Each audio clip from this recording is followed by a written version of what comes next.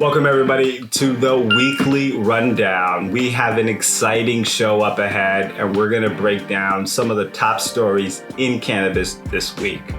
We have a story that's not being spoken about, but we believe it is the top story because it is the top global story now. The top global story right now is the COP26, the global climate conference happening in Glasgow. Prime Minister Justin Trudeau was the only leader in the G7 that could show up at this event, having birthed a brand new industry.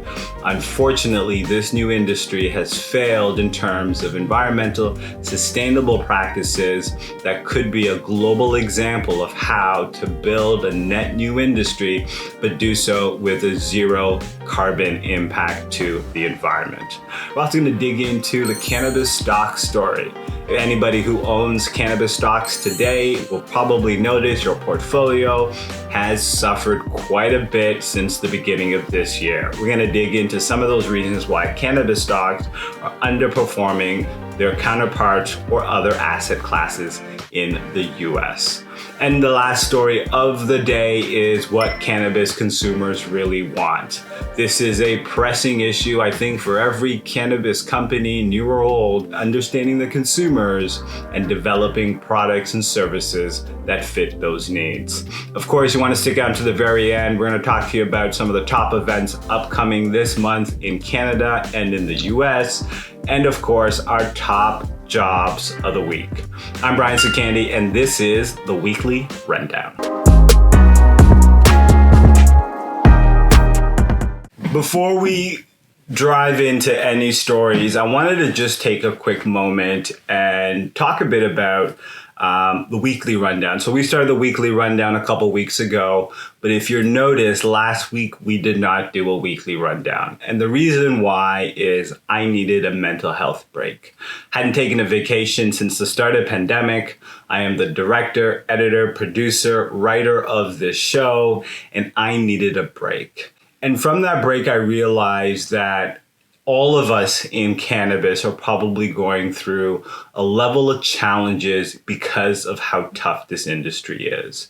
And if I was experiencing a moment where I needed a mental health break, I'm sure many folks listening, watching, those in the industry also need a mental health break. So I wanted to just take this moment to let everybody know and encourage everybody that we have to take care of our mental health. Building a company, building an industry, starting something new can be very challenging and very taxing. And in doing so, we need to make sure that we're taking care of ourselves. It's like that old age saying on the plane, make sure you secure your mask before you secure others.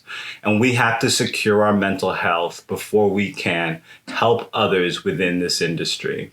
So I wanted to just take this moment to say that if you are in the cannabis industry today and you are going through any mental health challenges, it is important that you reach out to friends, colleagues, reach out to your company and seek those resources because you need to be at your best in order to be able to add value to this industry, but importantly, or more importantly, make sure that you're at your best for your family and your friends.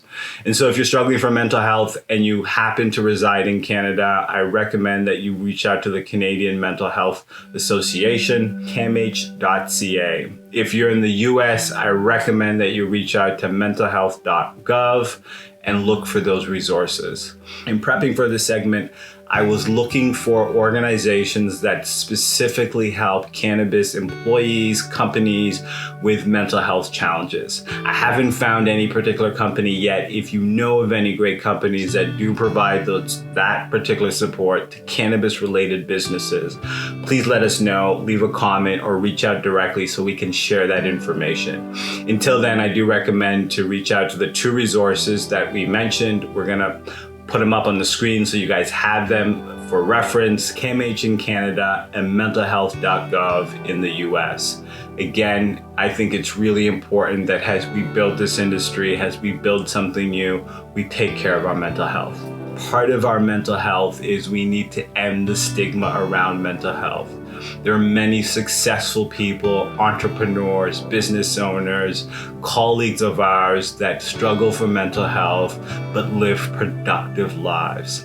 I'm Brian Sekandi and I struggle with mental health, and I'm openly disclosing this because I want everybody to know who I am in order for me to be able to serve you at my best. I hope that if you do also struggle for mental health, that you're open with your challenges, that you're open with your friends and your communities, and you seek the help when you need it. And so I just wanted to start off our show to say that please, if you're struggling with mental health, reach out to somebody you know. For those who have friends and family that work in the cannabis industry, if you have not spoken to them in a while, reach out. You'll be surprised at how many people you know today need a bit of support or just need a friend to call in and check in on them. Okay, perfect. So we are back and we're going to talk about the Conference Party 26. So Conference Party 26 is COP26. This is the large UN climate event happening in Glasgow, Scotland. It started on October 31st and it will run until November 12th. So I'm just going to break down a bit about the COP26, some of the goals, some of the objectives, and then how this relates to cannabis, and in particular, how this relates to the Canadian cannabis industry, which is the only G7 country at the moment with a federal legal cannabis system. What are some of the goals of the COP26? So one of the goals of COP26 is to secure a global net zero by the mid-century. This is really around accelerating the phase out of coal, curtailing deforestation, speeding up or switching to electric vehicles, and encouraging investment in renewables. The other one is to adapt to protect communities and natural habitats. So this is to protect ecosystems and restore those ecosystems. This is to build defenses and warning systems of resilient infrastructure and agriculture to avoid the loss of homes, livelihoods.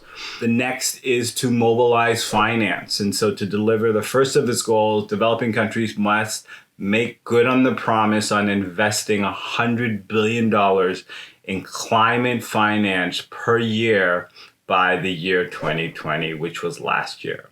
And then the last of the CO226 goals is finalize the Paris rulebook.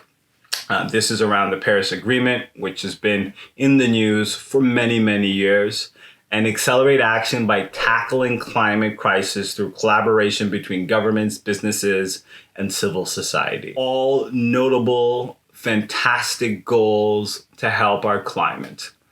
The one thing that's missing, though, is what is cannabis's impact on the climate and what is the role of the cannabis industry in aligning our goals to the goals of the COP26. In particular, there's really only one nation that can step up and be an example, and that is Canada. Canada is the only G7 nation to have a federal legal cannabis framework, and it's up to Canadians to lead. Unfortunately, the cannabis industry in Canada has failed when it's come to environmental impact and sustainable practices within the industry. Now, there's a lot of talk for cannabis companies to start to develop initiatives, but there's one place that we can start, and that is in packaging. And so this is 24 months of cannabis purchases, and this is the packaging that we're dealing with.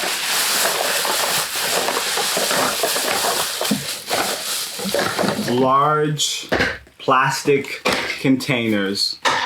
Many of these containers never ever fill the product to the rim, but these large plastic containers are going to fill our landfill sites, are creating more waste. The energy used to produce some of these products is excessive. This is the legacy that Canada has brought with it with cannabis legalization. And this is something that we should all be worried about. This is not sustainable. We cannot have an individual produce this amount of waste from consuming cannabis. We do not need to have oversized plastic packaging in the cannabis industry. Part of this is regulations driven through the government, and part of this is the industry, both consumers and producers, pushing back and saying we need a better model. Consumers do not like this. I'm sure cannabis companies do not enjoy the waste that comes with having to ship products that are packed like this. This is more pollution for our environment. This creates more waste in terms of its manufacturing. When this product has been consumed, this is nothing more than just waste that is going to fill up a garbage site. We can do better, and we must do better. And so this is a brand new industry, but this is not how the legacy of this industry needs to be. And we need to do something collectively and say, this has to stop. We need a better way to deliver cannabis products to consumers. We need a more environmentally sustainable way to package and keep our community safe. And we need to be an example globally of how you build a net new industry and do one that is actually friendly to the environment. And so this might not be the biggest story in cannabis today, but it really should be the biggest story in cannabis today. The waste that is being produced and how we can create an environment, an industry that is good for our collective environment. The next big story we have is cannabis stocks. Cannabis stocks are experiencing an absolute glut at the moment. They're at a low coming from an all-time high earlier this year in February. Cannabis stocks on average are down negative 45%. This is probably one of the worst performing asset classes in the US at the moment. There's many reasons why cannabis stocks have not lived up to the hype of earlier this year. We're going to break down some of those reasons. And of course, the silver lining, even though cannabis stocks are experiencing an absolute brutal ride and brutal performance at the moment. One of the reasons why cannabis stocks are performing really poorly is there was a lot of hope with a Democratic Congress and a Democratic administration that they were going to be able to push legislation that would help cannabis businesses. With a Democratic president, Democratic Congress, many people assumed that cannabis would have its shining moment. What we have seen is very little action in terms of cannabis laws, regulation, or easing the banking situation in the US, which has made investing in cannabis risky because there's no real anticipation of any meaningful reform happening on the federal level in the US over the next 12 months. Another reason why cannabis stocks are experiencing a bit of a glut at the moment, JP Morgan, Credit Suisse had announced that they're going to stop in some form or another accepting cannabis trades from brokerage clients. Of course, when you have two very large firms like JP Morgan and Credit Suisse throw cold water on cannabis, there's a ripple effect, and that ripple effect has impacted the financial markets and cannabis stocks as well. And then, of course, the last important indicator of why cannabis stocks are experiencing not the highs that they used to is sales has slowly started to creep down in some of the largest cannabis markets in the US. There are many reasons why sales are slowing down. But on the high note, on aggregate, sales are still up more than 50% than where they were in 2019. And the industry is still anticipated to be a $40 billion business by 2030. 2030. Although the news is grim today, the long-term outlook for cannabis still remains highly positive. Cannabis industry has grown leaps and bounds in the last 2 years and is on target to be a $40 billion industry by the end of this decade in the US alone.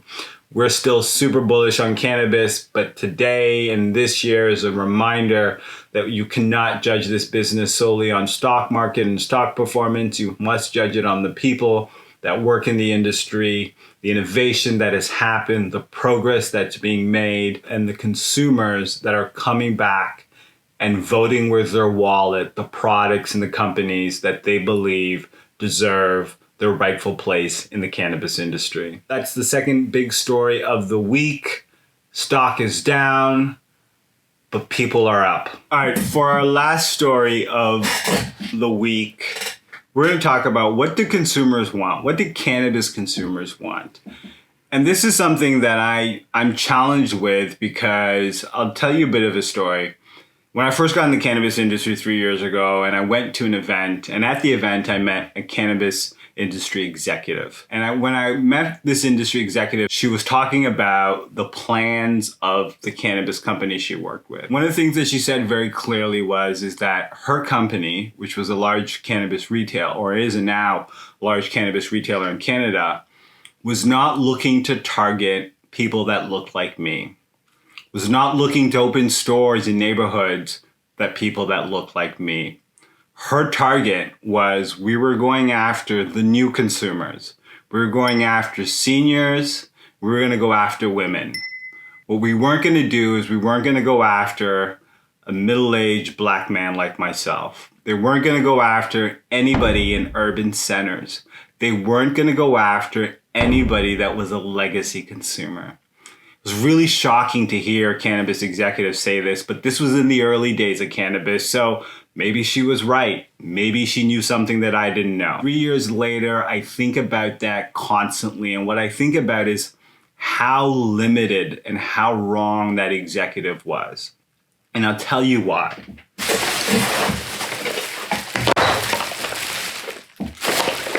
That is a small portion of my cannabis purchases since that period of time. Not one of these products was purchased at this retailer.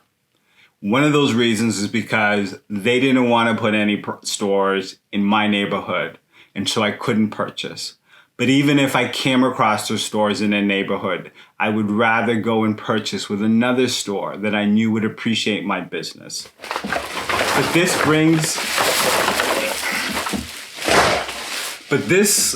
brings something else that I want to talk about. So the one aspect is, and the reason why I bring this up, I think, is because a lot of cannabis companies, especially in Canada, started off with the wrong assumptions. They decided who their customer was before actually knowing who their customers could be. They created very limited communication channels to a very small segment of the Canadian marketplace, assuming that nobody else would want to buy their products or could be their customer. What has happened is most cannabis companies actually don't know who their customer is. Out of all of these products that I've purchased, not one of these companies knows who I am. Out of all of these products that I've purchased in the last 3 years, not one of these companies has reached out to say, hey, you buy a lot of our products. Why do you buy our products? What do you like? What would you like more of? Cannabis companies are still struggling to understand what to develop, what products to develop. We spend all our time looking at POS data, reading reports from Deloitte, but very, very little time is actually spent in market talking to cannabis consumers and asking them what they want, asking them why they purchase products, what do they use the products for. Instead, the assumption is that the folks that are going to save cannabis do not look like me. The people that are going to buy legal cannabis do not look like me. This is a reason why in Canada, less than 4% of the executives in the cannabis industry actually look like me. In fact, I think the number probably is a lot lower. But again, I demonstrate this just to show if I'm a cannabis consumer and over the last couple of years I have purchased thousands and thousands of dollars of products, why does none of these cannabis companies know who I am? And do they care?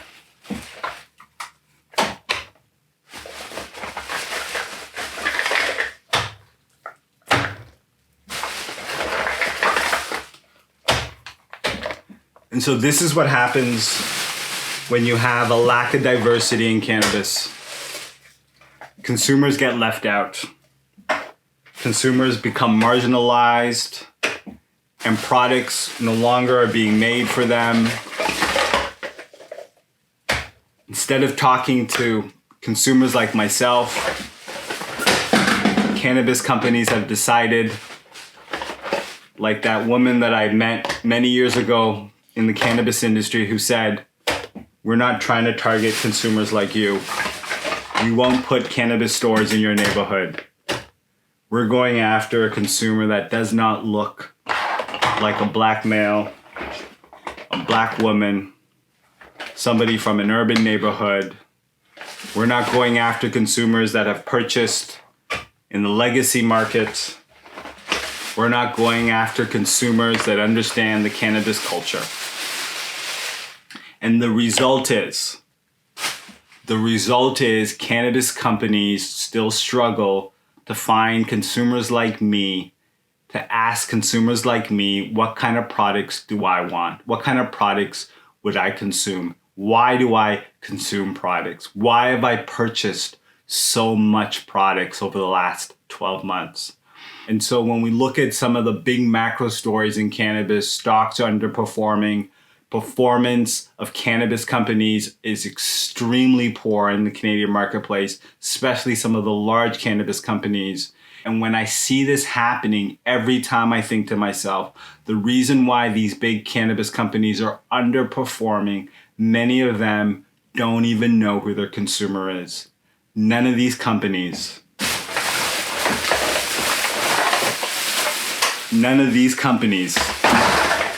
know who I am. And how many of these companies would actually care to know that I'm their consumer? So guys, welcome back. We had a really interesting episode, but let's clear the air. Next, we're going to talk about the top events happening in cannabis in the next month. So one is the Black Canna Conference. Black Canna Conference happening in New Orleans, November 18th to the 20th. And there's a couple of reasons why a Black specific conference in cannabis is really important. And I want to just guide through, talk a bit, some of those stats that are shared on the Black Canna Conference website as well. Less than 4% of cannabis businesses are Black owned. Black farmers represent about 1.4% of the country's 3.2 million farmers in the US. Black people are still 4 times more likely to be arrested for cannabis possession. Black executives make up only 7% of cannabis C-suites. White men make up 70% of the top executives at the 14 largest cannabis companies. This is the reason why the Black Canna Conference is important.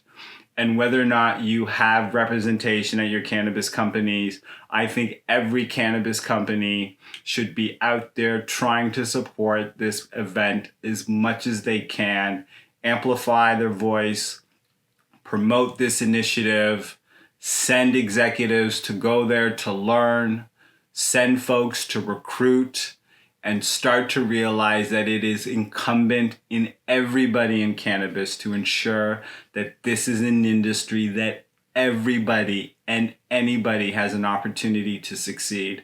And so the Black Canna Conference is happening in New Orleans, November 18th to the 20th.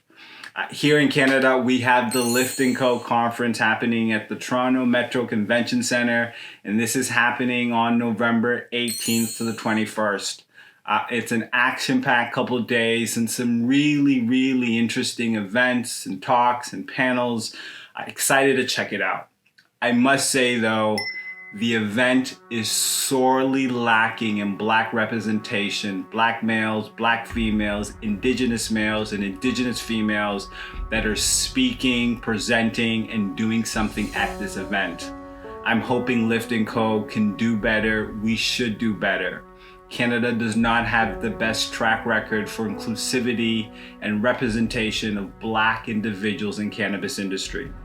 I know many Black entrepreneurs in cannabis, retail owners, merchandise owners, business owners who are doing incredible things in cannabis, but you will not hear from them in the mainstream cannabis press, or you will not hear from them, especially at an event like Lift&Co. And that is a real shame. We need to be highlighting these individuals and these entrepreneurs because it is so sorely lacking in representation in the Canadian marketplace. The other thing that I would like to see a lot more of in the Lift&Co agenda coming up is we need to see more independent retailers have a voice. There's very few independent retailers that are getting the opportunity to tell their story, why they got into cannabis, the challenges that they have as a small business, and what we can do as an industry, service providers, professionals, colleagues, to help small businesses, dispensary owners, merchandisers, entrepreneurs build incredible products. And there are incredible products, incredible places that are owned by Indigenous folks, that are owned by Black professionals. And unfortunately, there's zero representation of these folks in some of the events that are held here in the Canadian marketplace. And so although we're gonna give a big shout out to Lift&Co, which is having their event in November 18th to the 21st, we do believe that they could do a lot more in terms of ensuring more representation of Black men, Black women, Indigenous men, Indigenous women at the Lift&Co event, has panelists, has presenters, has showcased exhibitors, and it's incumbent on the event organizers, promoters, sponsors to ensure that we do not leave out the marginalized in the cannabis industry. And in fact, we lift up these voices and we ensure that this industry is giving an opportunity to the folks that have the hardest time, not just in cannabis, but in any industry, raising capital and getting access to the resources that many business and entrepreneurs actually get access to. So those are the two events of the week. Check them both out. Both offer something very nice and unique, and both are unique opportunities for you to engage, learn from the industry, and be part of the community. Next, we have the top jobs of the week. Top job of the week is 4kcannabis.com. 4kcannabis.com operates Tweed and Ajax, and they're looking for a shop lead and a Tweedtender. Absolutely fantastic company, incredible owners. Next we have is EXKA out of Montreal. EXKA is a cannabis research and innovation cannabis. I hope I'm pronouncing that right. They're looking for a production supervisor, must be bilingual in Quebec. Then we have Swish.us. Swish is looking for a team lead for CANN. CANN is an innovative product out of the US that is making inroads in Canada, and they're looking for somebody to help with brand ambassadors, product demonstrations, all driven through Swish Agency out of the US, hiring for folks here in the Toronto marketplace. This is our weekly rundown for the week. Thank you guys for sticking around to the very end. If you like this episode, please hit a like, hit the subscribe, and we'll see you guys next week.